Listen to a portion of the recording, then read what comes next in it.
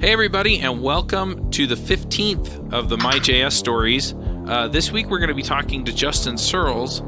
Justin was on episode 38, that was a long time ago, 2012, talking about Jasmine, and then episode 226 talking about test doubles. And I think, if I remember right, you blew a few people's minds on the show, just talking about some of the things you can do with test doubles, which was really cool. I also know that you run an agency called Test Double. Yeah, there's no confusion or ambiguity there, is there? Nope, none at all. And then you've also, authored some libraries and stuff that we have talked to you about on the show. Is there anything else that people ought to know about you that I didn't mention? Well, I follow a particular kind of career path that I think is pretty common for anyone who's been in the industry for over a decade, right? I started doing a lot of Java and PHP, and then I found the Ruby on Rails community about 10, 11 years ago. And then, if I went off the rails at any point, it was probably 2010, 2011. I started to get really serious about applying the same level of craft to my JavaScript that other people were starting to take seriously about their backend code. And so my role, to the extent that I have one in the JavaScript community, might seem to be a little bit of a curmudgeon, always advocating better testing or more careful, design of our code.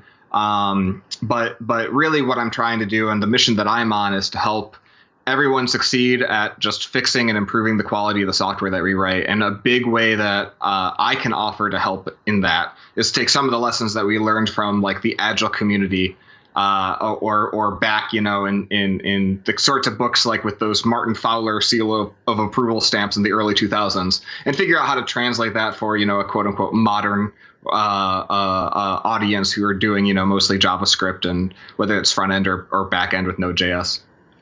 Right. Yeah, there's a lot to dig in there, and I really want to.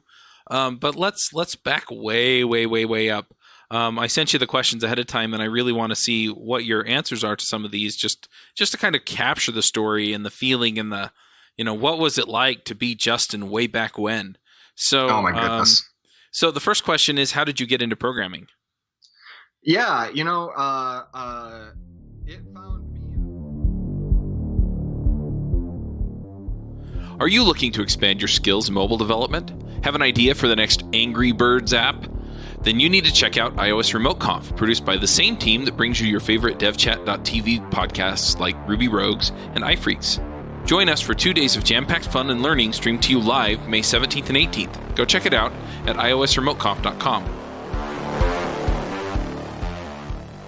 Oh my goodness. So the first question is, how did you get into programming?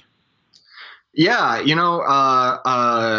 it found me in a funny way. I was on a Northwest flight when I was like maybe 10 years old, and we were going to Florida, and my dad had rented a condo, and it was right on the beach.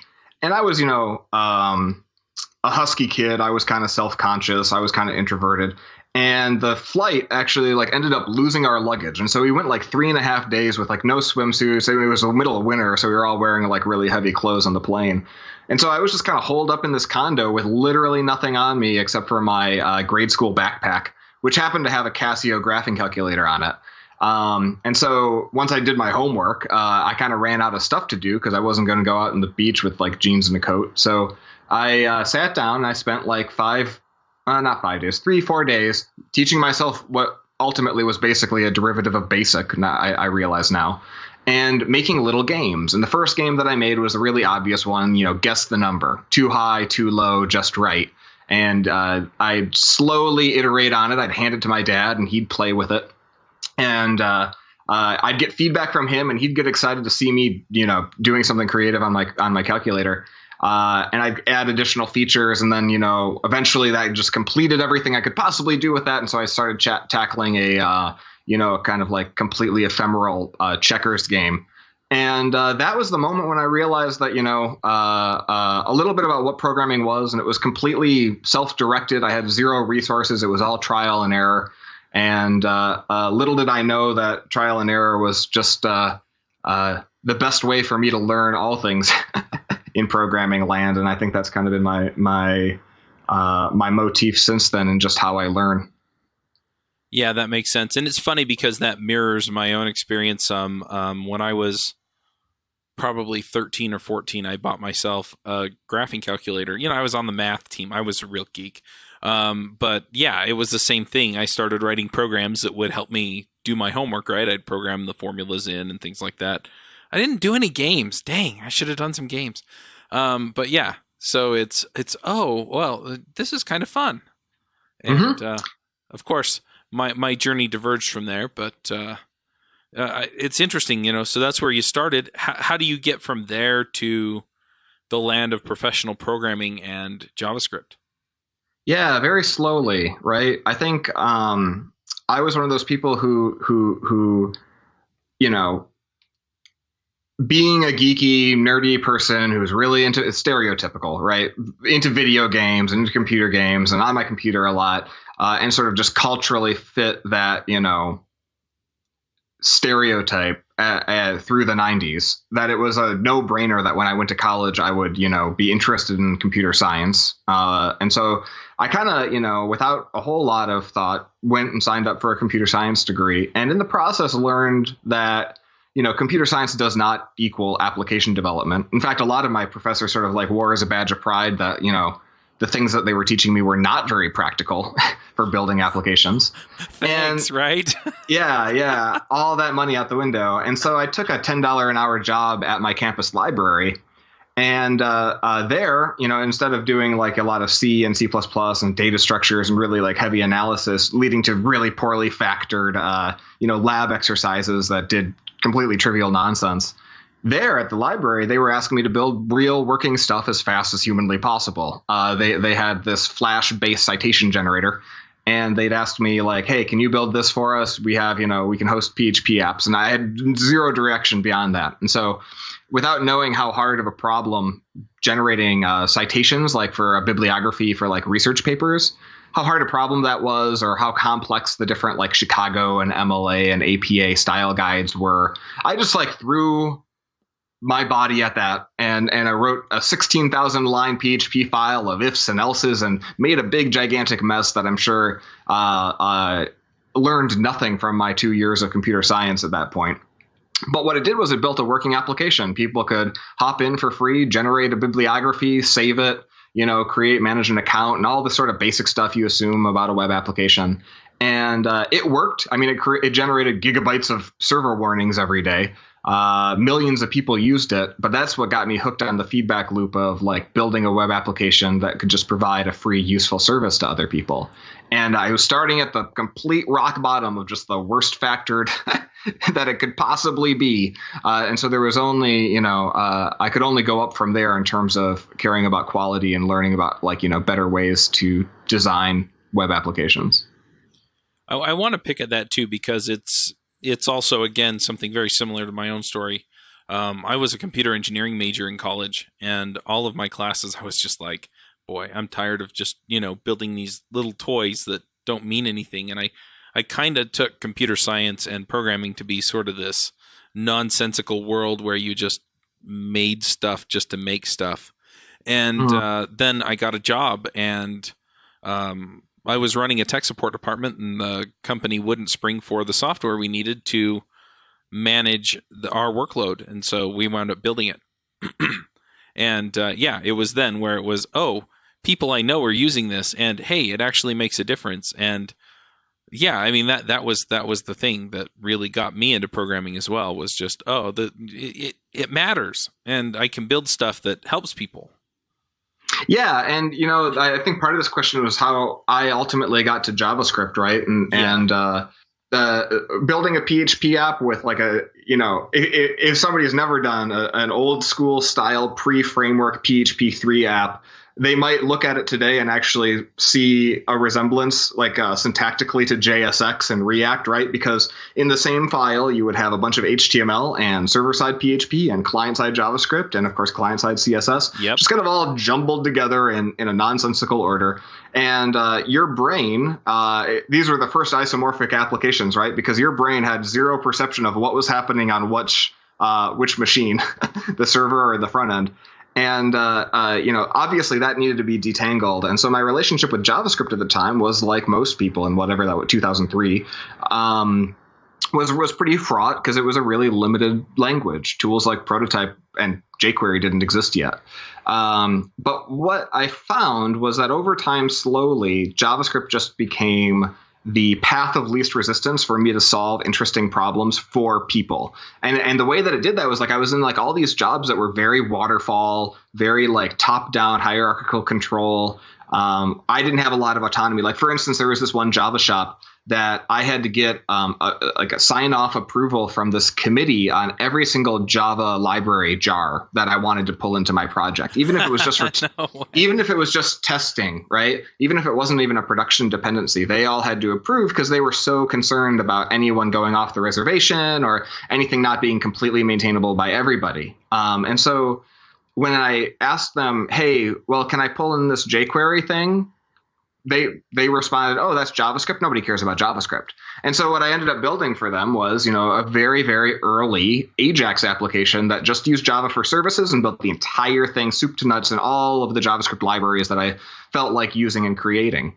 And that was a path to rapid productivity, right? Like the customers were thrilled because they got an app way faster than they did through the kind of more controlled and slow way. And I was able to iterate more quickly. And of course, like when I did hand it over, they panicked, but I got a whole lot out of that. And the customer got a whole lot out of that, even if I did have to kind of side skirt IT. And that Wild West mentality and spirit is something that has remained in the JavaScript community. And one of the things I really cherish about it, that there's not necessarily a right answer to do anything. Now, it's funny because you're talking about this sort of Wild West approach that JavaScript takes, but at the same time, when I asked you if there was anything else people should know about you, you were like, well, you have to do testing and you have to do, or you ought to do, maybe I should say ought to, but, code quality and testing and, all of these things, which to some people are going to seem like sort of the antithesis to Wild West and, doing crazy, interesting things with JavaScript. How do you reconcile those two things? Yeah, it actually kind of gets back to how we founded our company, where we believe in freedom. So like developers having the autonomy to make their own decisions is really valuable. They're the ones closest to the work. They know what's best typically in terms of the decisions to make about how to structure a little bit of code or a whole architecture of an application. Certainly more than somebody with like a capital A architect role standing back. And so what I appreciated about JavaScript in that anecdote and forevermore in my own experiences, there's in general a sense of autonomy among people curating their own libraries, pulling in just the tools that they want to use, feeling like they have the ability to decide how to structure their applications. But at the same time, I think that once somebody has a lot of experience, they might feel like, especially if they live solely in the JavaScript realm, like they don't have a lot of additional resources for how to get better and how to improve and how to look beyond just like their own experience to find, better patterns for structuring their code. And because so many people from so many different communities all contribute to JavaScript, there's so many new libraries all the time that it starts to feel like churn. Obviously, JavaScript fatigue is itself a meme. That there's just the signal to noise ratio is a little bit off. Whereas like in a more traditional language ecosystem, like a Ruby or a Java or a C#, there's, the kind of like more controlled half dozen or so thought leaders and big vendor and things move a little bit more slowly, sure, but there's also a more coherent message about here's the things and the conventions and the idioms and the patterns that like the broader community is learning as we go. And in JavaScript, there's it's more like the like if you've ever seen grade school kids playing soccer, they're all just kind of chasing the ball in a big huddle, going back and forth and back and forth and back and forth. And so if JavaScript feels more like an oscillation. And if there's something I can offer, it's to take concrete lessons that are applicable or across languages about structuring code, whether it's good naming, small units, whether it's about particular patterns in object design or functional code or approaches to testing. whether that's isolation testing with test-driven development or ways to have like a big full stack suite of tests that doesn't take all day to run. There's valuable lessons from all these other more kind of coherent communities that I think JavaScript can benefit from, and without sacrificing autonomy, right? People should have them in front of them and then choose to use them if for situations where they know they want to build a maintainable application. It's really interesting, and I don't know why my mind went to the place that it did, but the way that you were describing this reminds me of, and I have this fascination with economics. And I know that economics has been politicized some, and so some of the things I'm going to say are probably things that some people disagree with to some degree. But I'm not trying to make a political statement. I'm just trying to, point out just some basic economic principles in a market where people find new and better ways to do things, and those innovations, and some of those innovations are painful innovations to adopt, and some of the innovations are things that don't work out, and some of the innovations are things that make things much faster or much better or much easier, and we see that those things get rewarded as they gain adoption and things move along, and so you can talk about things like testing and things like code quality, pairing, and all of these things that feed into code quality. And at the same time, while you have some of these somewhat rigid things that you do, the ultimate result is that your innovations then have that higher quality benchmark to them, and so there are fewer bugs and therefore fewer inefficiencies in the system. And as these things kind of play in the same arena as the innovations that are going on in the community, you get this really rich and interesting outcome. Yeah, I think that's a really actually useful way to frame it, and as an analogy for what we see when you like try to make sense of the gajillion modules being put up in NPM and how they all compete for each other, because it's a little bit like a free market, and just like a real free market, it's not perfectly efficient because we lack perfect information. Right. In reality, the real fundamental sleight of hand that occurs that prevents, just that like perfect balance of carefully crafted code versus a quick pragmatic start to the application to make sure that you're delivering on time and not over architecting stuff. Right. There's this balancing act for sure that exists. The problem, I think, is that businesses still don't understand what software is, and they just see it as this gigantic black hole that costs them a ton of money. And whether or not they're going to have a successful outcome or an unsuccessful outcome, in most business people, non-technical minds, they still base that on mostly arbitrary stuff, And so we have status symbols of who can growth hack, bro down, kill / crush stuff in one coast of the country. I love it. And on the other coast, all sorts of, agencies like mine, even we develop a reputation through lots and lots of client work so we can build up a portfolio and lots of references, because that's another marker that businesses use to try to figure out something's a safe bet when they're buying something that they don't understand. But there's I think an opportunity there for kind of charlatans to come in and just prioritize, pace of delivery at all costs. Right. So business person comes in, they want to build a thing, they want to know how much it's going to cost. And somebody like me who cares a lot about code quality and maintainability, I'll ask them, well, do you want it to be maintainable long term? And they'll say, yes, of course. And I'll say, well, it'll probably end up costing this much and take 6 months. But surely someone somewhere is going to say, well, I can just take a Yeoman generator and slap together an Angular or React app in a weekend. And so it'll take, 3 weeks. And so to the business person who doesn't know any differently, to them, what I just said sounds insane now, right? Right. And they lack the information of the intrinsic qualities of the code and how that's going to set them up for failure. So it's almost like a trying to think of. I'm failing to find a good analogy, but it's just this well that we keep coming back to. We're addicted to speed over everything else. Because that time to get started, that time to get something new out the door as fast as humanly possible is always going to sound really tempting to business people.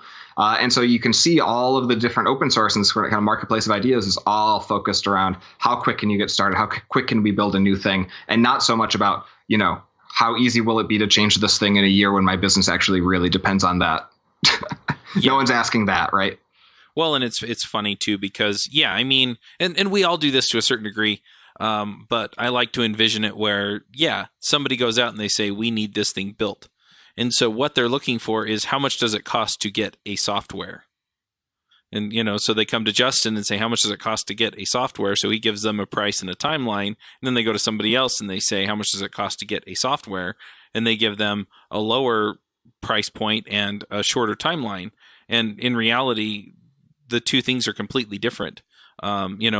If I buy a car that I have to fix all the time versus I buy a car that's well built and is requires less maintenance, the overall cost of owning and operating that thing are going to be completely different. And that's why people swear by particular brands and models of cars, is because they worked out well for them in the past. And that's what you build your reputation on. But it's also I need a software. And I mean, we do it too. I need a package that parses XML. Well, if one package is easier to work with than the other, then it's going to save me time and money and effort over the other one. But in the end, if we're focused solely on the outcome, without all of the side effects, then we miss a lot of the other things that come with it. Mm-hmm. Yeah, because maybe one of those parsers is like, at runtime, more expensive, or maybe it has potential security gaps, right? Yeah. Or even the API even though it's is easier harder to to use. use. Mm-hmm. Yeah. Yeah. So, I mean, again, it's a balancing act, right? Like sometimes potential clients come to me and they're like, I need an MVP and I need it out the door in 15 days. I'm like, well, you know what? Our people care a ton about improving the state of software quality. And so they're probably going to provide more spit polish to your MVP than, you necessarily should pay for, because it will slow you down if the goal is just to validate something really quickly and you're okay with the idea of throwing it away in 30 days. But I think that these kinds of trade-offs we tend to not discuss in really explicit terms. And I think that the obsession with divining the right tools and packages to make sense of this gigantic cacophony of modules that are available to developers out there, that tends to dominate 90% of the conversation, because tools are concrete things with, a particular, flow to learning about what they do, how to use them, when to use them. That's an easy message to kind of crank out on the conference circuit and in blogs and on Hacker News, and more nuanced arguments about like, hey, let's all talk about like the balance and trade-offs of like, the adapter pattern so that we can switch between different dependencies more easily. That stuff, it's got less sizzle for sure. Yep. So we've had you on Ruby Rogues and JavaScript Jabber, and we've talked, I think, pretty well. On Ruby Rogues, we talked about your keynote at RubyConf or RailsConf, I don't remember which.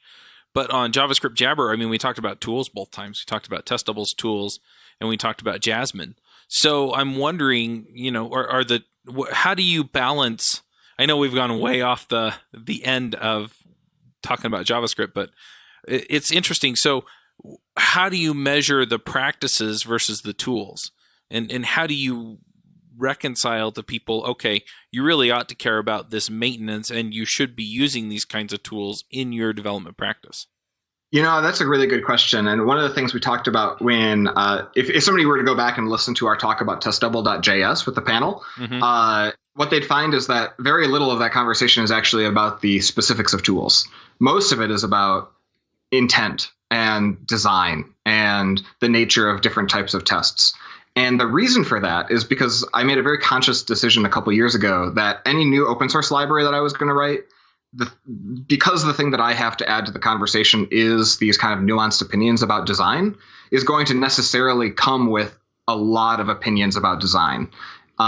So you can do that in terms of having a very narrow API that's very focused, that is provides syntactic sugar for things I want you to do and syntactic vinegar for things I think you shouldn't do. And that's totally the case in testdouble.js. Or there's a library like in Ruby. I was very fortunate to speak at Ruby Kaigi, where I presented this new Ruby gem that we wrote called Suture, and it's for like legacy rescue, refactoring big legacy Ruby applications.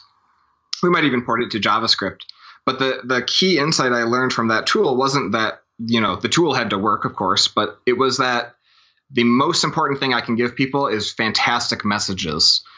help them explain what they're seeing, help them explain, for common failure modes, like how to get out of them. It's really, I want to build tools that are a helping hand to help people along that path towards, improved software design. And so I view the tools that we write at Test Double, especially the open source stuff that we really try to push, as kind of encoding some of the design advice that we'd like to popularize. And it's not just like a Trojan horse because everyone likes to talk about tools. It's because like they're actually really good, conversation drivers on teams. When we use them and people run into friction, we can talk about it, and it's a great way. It's a great entree into having those crucial conversations that help people find new and maybe more productive ways to design their code. So one other thing that I want to just dig at here really quickly is that you've used the word craftsmanship. I think you did anyway. But I know that there's a software craftsmanship movement out there, and I remember hearing a lot more about it longer ago, maybe less about it nowadays. But, what's been your involvement with that movement? Because it seems like what you're talking about and some of the ideas that they had are very closely related, if not the same. Yeah, in fact, it's a little funny. So there's a conference series called Software Craftsmanship North America, and a handful of agencies like ourselves and Eighth Light care a lot about this. And so we've participated in a bunch of those conferences. In fact, it's been in Los Angeles the last 2 years on USC's campus, and I was fortunate to speak both of the most recent years. So it still exists. It's like I said, less sizzle, more kind of the deeper lessons that we've learned through full careers in software land. I jokingly actually, and my talk from that conference is online. It's called "How to Scratch an Itch in 200 Repos or Less." It's up on our blog, and one of the things I mentioned in that blog piece that's kind of like in that video is the software craftsmanship movement started in the Midwest in a lot of ways. And I think I jokingly refer to what I do as like Midwestern programming sometimes. And I guess if you look at our staff too, most of them are in the flyover states. And a big reason for that is that the companies here aren't typically VC-backed startups, and they aren't typically like financial institutions that are just so flush with cash that they don't care how much software costs. It's a lot of big blue chip companies of business people who, like I referred to earlier, are just kind of confused about the return on investment that they might make off of investing in some software to help them solve a problem. And what I love about the communities that I play in, in these non-coastal cities, and the business people that I do meet and get to talk to, is that it's a healthy pressure on software developers to actually be able to answer the question of, how long is this going to take to build? How expensive is it going to be to maintain? Like, not just thinking about the capital expense of building the thing, but also the operational expense of owning it forever. And that's why, you see a lot of people who care about test-driven development and behavior-driven development, why you see a lot of people who work on books about object-oriented design, domain-driven design, come out of those, more blue chip, more enterprisey, maybe less exciting, less well-known applications. Because that pressure has led us towards trying to figure out how to build genuinely high quality software that's going to be able to be changed for a long time. Whereas I don't think that pressure is quite as apparent or urgent out west or out east. So one other thing I just want to drive at here a little bit is, we've talked about the idea of well-crafted software, and that it's easy to change and easy to maintain. What I'm wondering is, do you feel like there's a correlation between having well-crafted software and having a good user experience, or are the two sort of orthogonal to each other? Well, that's a really good question, because, it is part of our company's message that we want to fix software for everyone, but we do spend most of our time focused on, making life better for developers, having like Slack in the system, having like baking in continuous improvement as part of just how teams should work. As opposed to mounting, technical debt and too much pressure. We talk a lot about businesses like we did today, and sometimes that means that I don't have a strong message for like how we improve things for users. But because they're downstream of all that other stuff, certainly when things are going badly upstream, they end up in a way worse spot, right? Because like it's very difficult to prioritize user experience when you have a dysfunctional team, when you got a buggy code base, or when you have managers and product owners who fundamentally don't understand how software works. And unfortunately, that describes like 90% of software out there. And so if we want to make better user experiences, I think that's a prerequisite problem that we have to solve. I realize there's a ton of like very awesome people, and UX is its own like, school and discipline. But most of the UX people I know are mostly just traffic cops trying to make the best of a bad situation on broken teams. And so our focus is to like help those teams get better. And we have learned a lot from a lot of our friends in the UX community about how to make applications that are better to use. But they deal with a lot of the same sort of signal to noise that I was talking about. For instance, instead of building things that are actually genuinely usable to help users actually accomplish what they're trying to do, there's this obsession with A/B testing for conversion and flipping people as fast as possible and keeping people's eyeballs glued to, a timeline or a feed as long as possible, even if it's to the detriment of that person's ability to just get done what they want to get done. So it has it's a rich field. It's got all of its own problems as well that need to be solved. But if I can walk away from my career just having made life better for a lot of developers and helped a lot of business people understand how software works, I'm gonna be pretty proud about that too. Nice. Well, let's head back over to JavaScript land. So you talked about that app that was the Ajax app that you built totally in jQuery, and then it backed up onto Java. How has your journey within JavaScript gone from there? Yeah, that's a good question. I mean, we were very early to a lot of the different front-end frameworks because we were trying to build kind of like fat client applications. In first, hand-rolled frameworks built on top of Prototype and jQuery, back I'm thinking like 2006, 2007. Then when we had the opportunity to, find like frameworks like Sammy.js was a little like Sinatra, it like provided like a routing layer. Aaron Quint had written that. And that led to other tools that were similar, like Backbone. So I kind of followed the, same kind of framework fury that most of us did, with Backbone leading to like a whole bunch of derivatives like Spine. Ultimately getting excited about a lot of the really more ambitious ones like Objective-J and Cappuccino and Sprout Core 1.0, and then of course when Yehuda joined Sprout Core 2.0, which became Amber, which became Ember. We were there too. And, I still to this day love Ember and think it's a fantastic solution to a lot of problems, especially but it requires that your team swallow the learning curve because it's big and complex and embeds a lot of conventions. And so it's not for everybody. But like, they're just like us. We're trying to fight against this grain of faster is always better, right? Because I just asked on Twitter the other day, who's got like a year now that you might have a year old React app, how does it compare to your Angular or your Ember or other frameworks that you had? And a lot of people said that their React apps are better, but of course I had a lot of Ember people chime in because that's what Ember exists for, is to have these multi-year applications continue to be healthy and maintainable and upgradable over time. A lot of them, obviously took the opportunity to mention that, but at the same time, Ember tends not to jump out ahead and lead and innovate on, kind of like novel ideas. Rather, they'd rather observe and incorporate like they did with virtual DOM stuff and their Glimmer engine. So all of our people, because they're really excited technologists, we're really early on with like React and Flux and then Redux, which is, I think table stakes for most front end developers. But nowadays, when I talk to our staff, like our agents are super excited about Vue. A lot of them are getting real serious about using Elixir and Elm as kind of like a front end back end stack, and they love that.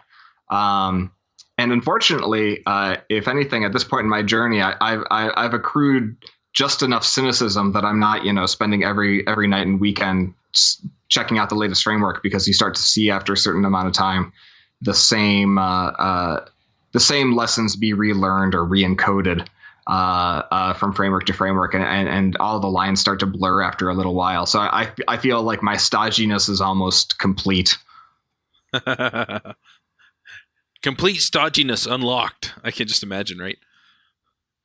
Yeah, well, yeah, I'm sure that's going to be a real attractive thing to say to the say to the audience at home. But my hope is that I can take that perspective and find a useful message for people who are just trying to navigate a course for themselves in this really, really busy, full, complex landscape. Yeah, but the thing is that you pick up practices and tools. Practices the same way as tools. It's the things that alleviate pain, that remove problems, that make it easier for you to solve specific problems.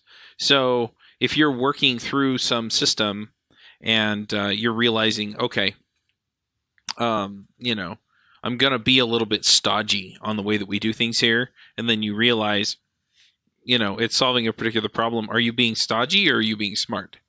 And in a lot of ways, yeah, we have to try things out and we have to experiment with things. I mean, you listed 1, 2, 3, 4, 5, 6, 7 different JavaScript frameworks that you tried out along the way, ending in Ember. And, you're doing what works, you're doing what makes sense, but at the same time, you're willing to experiment and find new ways of doing the thing that you want to do. I think that actually what you just hit on is a really true and useful point, because what happens to most people over the course of their career is that they define themselves by the bad experiences that they had. So like maybe they used a bunch of small libraries and they got fed up and now they want a convention-based like heavy framework that kind of solves everything. But the way that they got to that point was to kind of like shake their fists in the air and shout, never again am I going to run into this particular problem. And I'm going to solve this by increasing the like floor of complexity that I'm going to adopt on any single project, even when that might not be on its own merits the best answer. And there's a rigidity that comes through that experience and that disposition towards running into problems that can lead to a place where people, later in their careers are just like less flexible, less willing to change, less willing to negotiate or become blind to, new innovations. And so one of my favorite things about kind of coming of age as Agile was coming together through extreme programming was to continually embrace change, to travel light, to acknowledge that, yes, I'm learning a lot about practices, but I need to, one of my old buddies, Nilanjan, who worked at, TypeSafe, the Scala and Akka company, he had this practice when he was consulting. He would go into a team and he would, even though he had a million opinions about everything, he would practice the null methodology, which is you'd start on day one and have 0 practices, 0 tools, and just do the very littlest that you could to get something into production. And slowly, as patterns emerge, then start to apply the experience, whether that was through patterns and design or whether that was through tools that you knew that could solve the problem. But that reset was a source of renewal for himself and the teams that he worked on, so that they didn't just fall into these over-architected, overly defensive modes of trying to control and prevent every bad thing that had ever happened to them before, because that just leads to back in economic terms, a lack of mobility, a lack of being able to respond to changing, market conditions. Yep. Yeah. And that's, I think I have a little bit of advantage in this because I'm not actively building a large long-term project.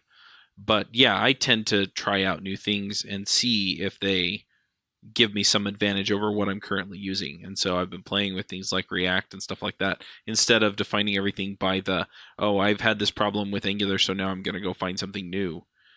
Mm-hmm. And then, just getting to that point where it's okay, I've built on what I've got to the point where now I have something that, at least for now, works better than anything else before it. Yeah, and actually, it's not, to anyone listening and feeling like this discussion of tools versus craft as being potentially disparate. It's not like we should always be shopping 100% of the time. Like if you're following the news, If you're spending 10% of your weeks just kind of trying to keep up with everything that's happening out there, you're kind of always in like a tool evaluation mindset. And there is no shame at all in just shutting that off for a little while and just being productive. Like whether that means building applications and focusing on like the intrinsic nature of the applications that you're building, or focusing on like the business domain of the actual problems that you're trying to solve with software. At a certain point, it makes sense to, in a sort of a punctuated rhythm, absorb new outside information, try new things, pause, experience a period of productivity where you're learning, other aspects of software than just like what the best tool for the job is, and then open the borders again to new ideas so that those can come in. And I think that rhythm in a person's career tends to get lost in how we talk about technology on Twitter and on Hacker News. I really like that, because then what it comes down to is, okay, I'm not going to worry about looking at new tools right now. I'm going to get my work done. And then, okay, now we're at that point at the top of the cycle again to where I can look and see, okay, is what we're doing still the thing that makes sense? And it's exactly the same as like watching cable news every night versus, maybe reading a paper once a week, right? There's a lot of back and forth and noise that ultimately doesn't, nothing comes of it. And so you have to look back at that time investment and ask really like, what else could you have been doing there? Certainly when you consider the cost of context switching between, what you're doing and whatever's happening online. Yeah, well, and I find, to take this into another direction again, I tend to do this with political related news, right? Where, I have my set of values that I kind of follow for this, but periodically I go look and see what the quote unquote other side is talking about. And for me, it's okay, well, what are they right about? What are they wrong about? What am I not thinking about because I'm in a place where only the echo chamber that I currently find myself in, they're only talking about these issues and not these other issues.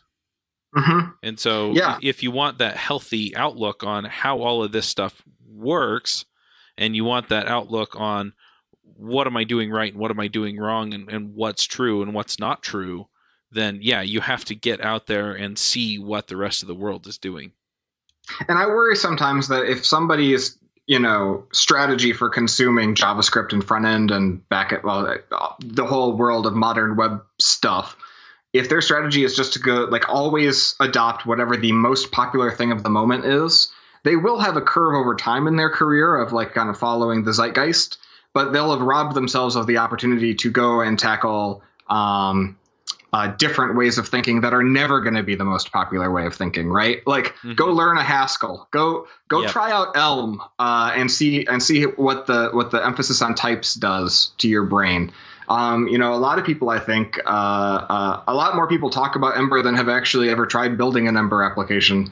And because there's a large learning curve, right? Or some people just, religiously believe that frameworks, opinionated convention-based frameworks are a bad idea.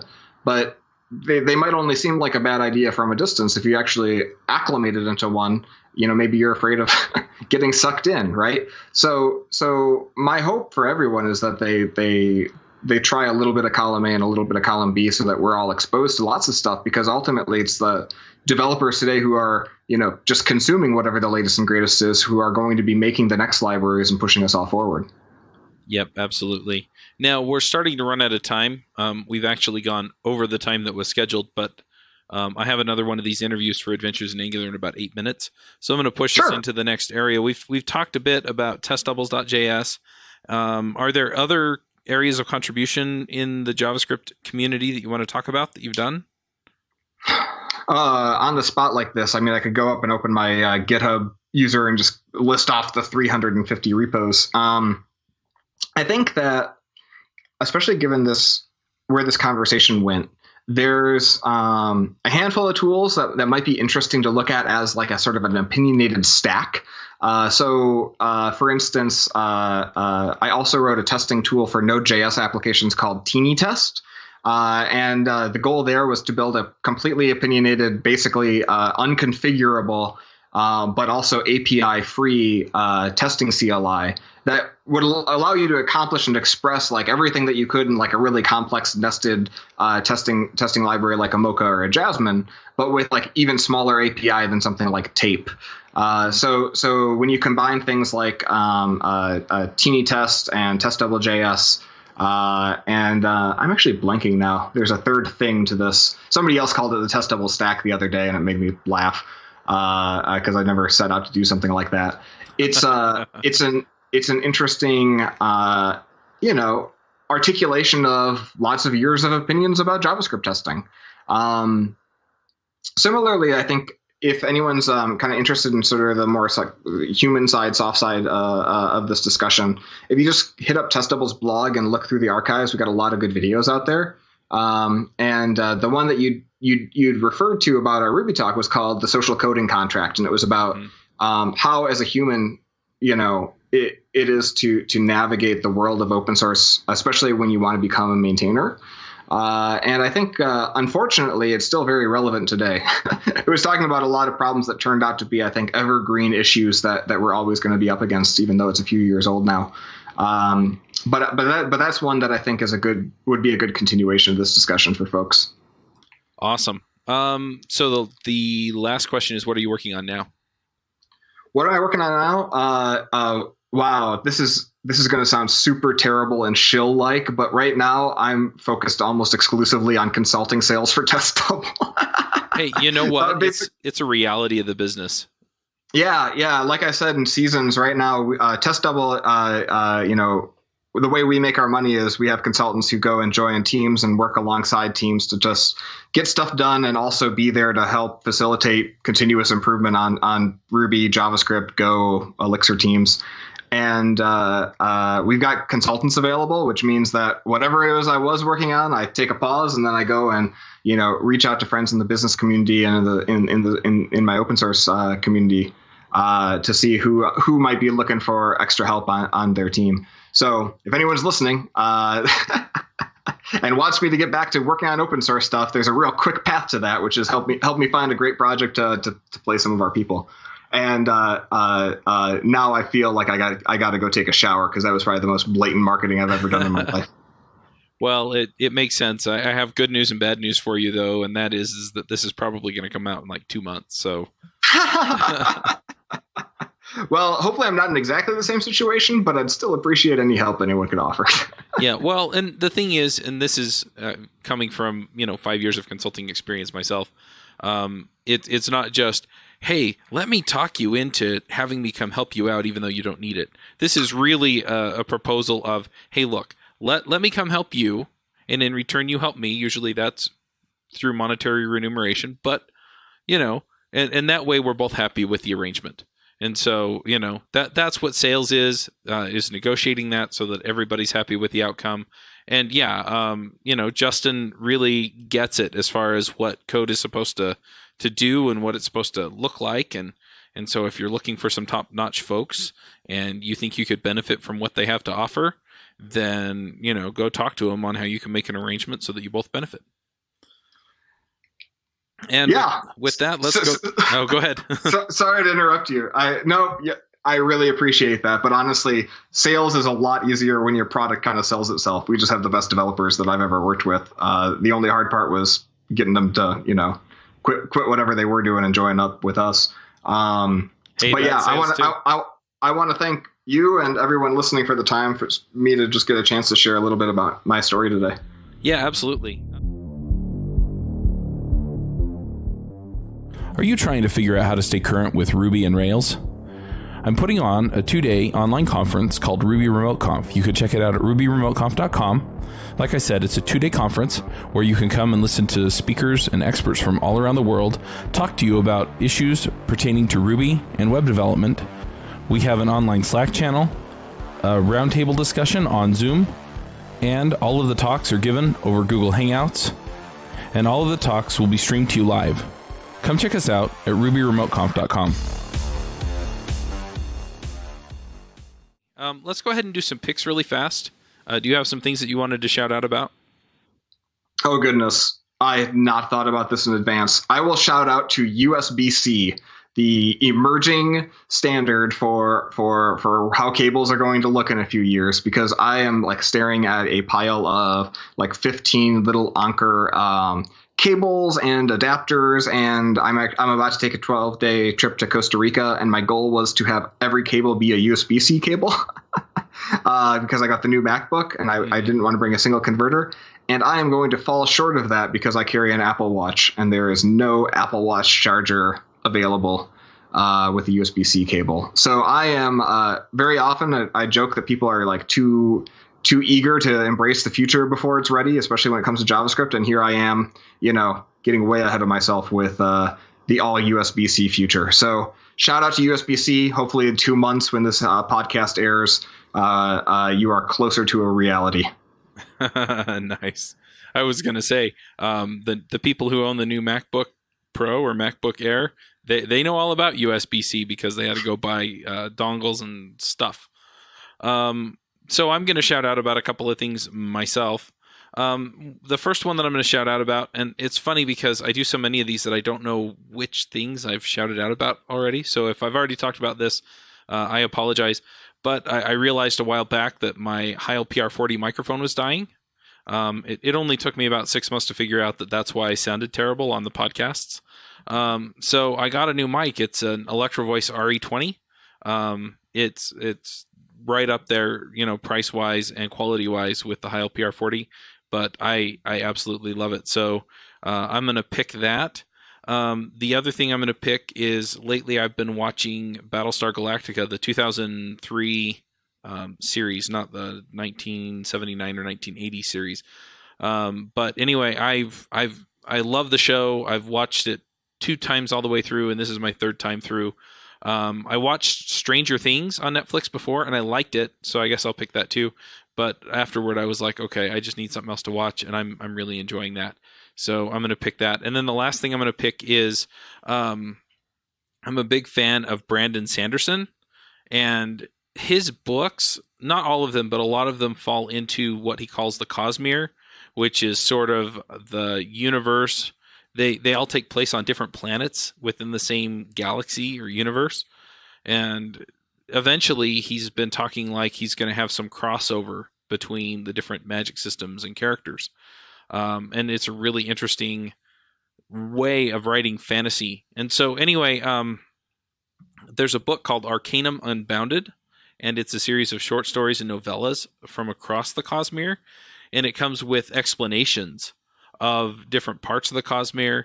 There are some spoilers in there for some of his books. So the short stories happen after, during, or around the books. He also has characters that jump between the different worlds. So anyway, this kind of gives you a better view into what the Cosmere is. So if you're a fan of Brandon Sanderson, then definitely go pick those up. Just keep in mind that he does tell you this contains some spoilers for these books. You'll probably want to go read those books first, but super good stuff. I just love that stuff. So I'll pick that as well. Justin, if people want to hire you or see what you're working on these days, or see what ramblings you're putting on Twitter, what do they do? Well, the Twitter ramblings are free, and you can just follow my last name. It's just at Searls, Searls, or you can find me Justin at testdouble.com. And shoot me a little note. And if you found anything at all to be interesting in this conversation, I'd love to talk to you about it. All right, terrific. Well, we'll go ahead and wrap this one up. We'll have another story next week. Bandwidth for this segment is provided by CacheFly, the world's fastest CDN. Deliver your content fast with CacheFly. Visit CACHEFLY.com to learn more.